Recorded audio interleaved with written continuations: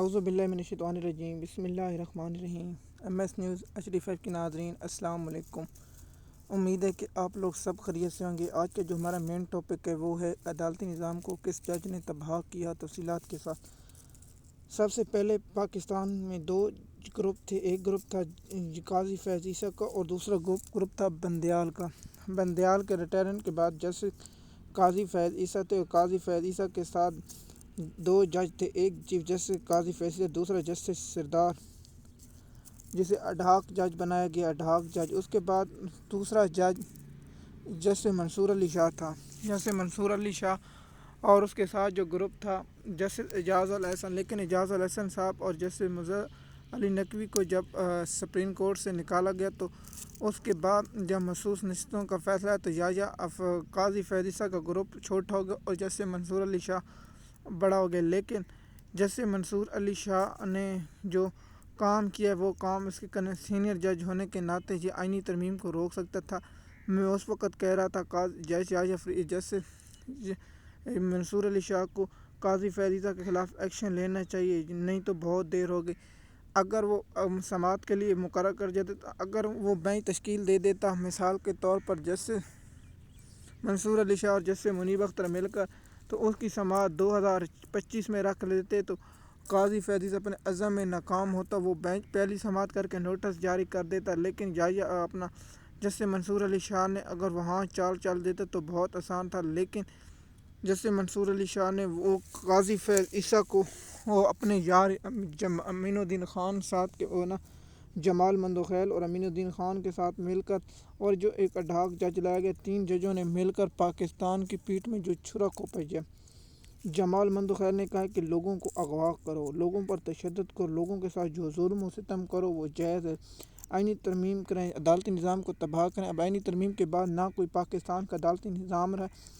ایک superintendent supreme court کے chief justice جو محکمہ ملازم سپریم کورٹ کا چیف جسٹس، اس کی اوقات ہے، اس کو اوقات میں رکھا، اس کے حکم ماننے سے انکار کیا۔ لیکن سپریم کورٹ کے چیف جسٹس یحییٰ افریدی نے اس کا ایکشن نہیں لیا، نہ اسلام آباد ہائی کورٹ کو جج تباہ کی گئے۔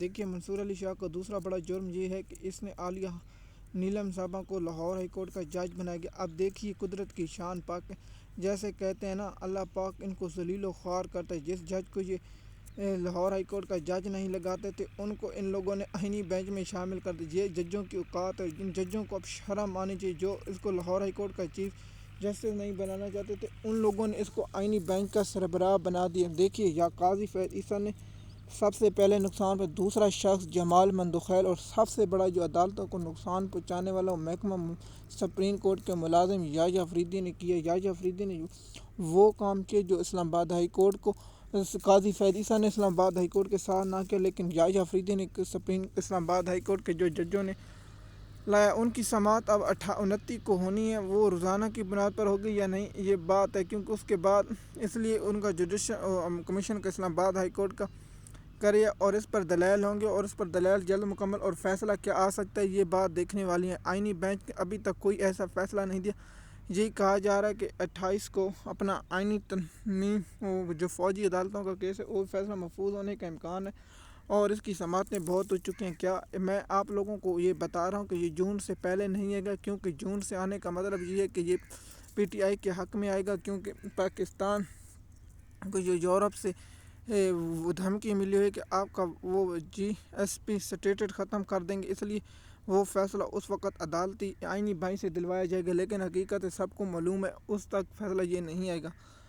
اور پاکستان کے جو عدالتی نظام ہے، جو ڈوگر صاحب ہیں، جن کو اس شخص کو میں کہتا ہوں نشان حیدر جینتی، جس شخص نے کہا تم وکیل ہیں، تم تو ریڑھی والے لگانے کے قابل بھی نہیں ہو، اس جج نے بہت اچھی طرح سمجھ لیا، اور اس کو میں کریڈٹ دیتا ہوں۔ اس شخص نے بہت اچھی بات کی، جس شخص نے کہا کہ اس جج کو ریڑھی لگانے کی ضرورت نہیں، لیکن یہ جج بن گیا اور اسلام آباد ہائی کورٹ میں بربادی کر رہا ہے، اور اسلام آباد میں اسٹیبلشمنٹ کا پالتو جانور بن کے بیٹھا ہے، اور نولی کا پالتو جانور بن کے بیٹھا ہے۔ اس نے نہ انصاف اور نہ قانون کی بات کی ہے، نہ کچھ کیا۔ عمران خان صاحب کا کیس، القادر ٹرسٹ کیس 3 کو مقرر ہے۔ PTI کے ہوش ہونے کی کوئی ضرورت نہیں۔ یہ جج صاحب پہلی سماعت پر نوٹس کریں گے، پھر امید ہے 2-3 سال تو مجھے یقین ہے یہ لگے۔ PTI جب تک سڑکوں پہ یا انٹرنیشنل کورٹ کیوں نہیں جاتی، اس پر الگ ٹاپک بنائیں گے۔ اور دوسرا، عالیہ نیلم صاحب حکومت کی ایسی صورت کاری کرے جو سینیٹر اور دیگر لوگ ہیں ان کے ہوتے دیکھیے آج ہفتہ کال لسٹ آنا ضروری ہے. اگر کال لسٹ کال آتا ہے جو 9 مئی کے دیگر ملزمان کی ضمانت ہے، لیکن کیا ان کی ضمانت پر پیش رفت ہوگی یا نہیں وہ دیکھنے والی بات ہے. لیکن جہاں راتوں کو بینچ تبدیل ہو جاتے ہیں اور راتوں کو ہو جاتا ہے. لیکن اب کیا ہوگا جب پاکستان کی تاریخ میں پہلی بار جج کوئی کھڑا ہوتا ہے، اس کے ساتھ جو حکومت کرتی ہے اور جج سہولت کاری کرتا ہے، وہ آپ لوگوں کے سامنے ہے کہ پاکستان کا جو عدالتی نظام ہے وہ آپ مجھ سے بہتر جانتے ہیں. پاکستان کے جو موجودہ حالات چل رہے ہیں تو آپ مجھ سے بہتر جانتے ہیں. MS نیوز کی ناظرین، اس جاج افریدی صاحب نے پاکستان کے عدالتی نظام کے ساتھ جو کیا ہے وہ آپ لوگ مجھ سے زیادہ بہتر جانتے ہیں. پاکستان کے جو سیاسی اور سماجی حالات ہیں اس کا سب سے کریڈٹ جاج افریدی صاحب کو جاتا ہے. جاج افریدی نے جو پاکستان کے عدالتی نظام کے ساتھ کیا وہ کسی اور نے نہیں کیا. MS نیوز کی ناظرین، جاج افریدی پاکستان کے سپریم کورٹ کے محکمہ ملزم کے بارے میں آپ کیا خیال رکھتے ہیں؟ آپ نیچے کامنٹ میں دیں. شکریہ.